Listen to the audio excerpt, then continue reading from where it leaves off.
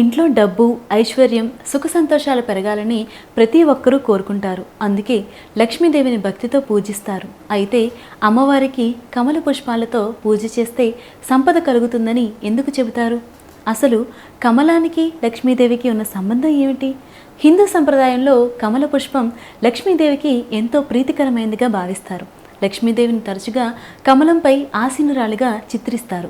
అందుకే కమలం పవిత్రత, సౌందర్యం, ఐశ్వర్యానికి ప్రతీకగా భావించబడుతుంది. కమలం బురదలో పుట్టినా దాని మీద బురద అంటుకోకుండా స్వచ్ఛంగా వికసిస్తుంది.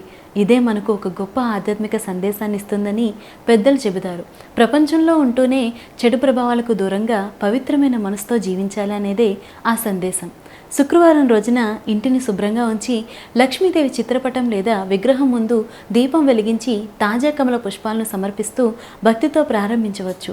ఓం శ్రీ మహాలక్ష్మి నమః అనే మంత్రాన్ని జపిస్తూ కుటుంబంలో శాంతి, సంతోషం, ధర్మబద్ధమైన సంపద కలగాలని కోరుకోవడం సంప్రదాయంగా పాటిస్తారు. అయితే ఒక విషయం గుర్తుంచుకోవాలి, కమల పుష్పాలతో పూజ చేస్తే తప్పకుండా డబ్బు పెరుగుతుందని చెప్పడానికి శాస్త్రీయ ఆధారాలు లేవు. ఇది ప్రధానంగా ఆధ్యాత్మిక విశ్వాసం, సంప్రదాయానికి సంబంధించిన విషయం. నిజమైన ఐశ్వర్యం అంటే కేవలం డబ్బు కాదు, ఆరోగ్యం, కుటుంబంలో ప్రేమ, మనశ్శాంతి, ధర్మబద్ధమైన సంపాదన, ఇతరులకు సహాయం చేసే మంచి మనసు, ఇవన్నీ లక్ష్మి అనుగ్రహంగానే భావించవచ్చు. అందుకే అమ్మవారికి కమలాన్ని సమర్పించేటప్పుడు, అమ్మ నాకు సంపద మాత్రమే కాదు, ఆ సంపదను సద్వినియోగం చేసుకునే జ్ఞానం కూడా ఇవ్వు అని ప్రార్థిద్దాం. కమలంలా మన జీవితం కూడా పవిత్రంగా, అందంగా వికసించాలని కోరుకుందాం.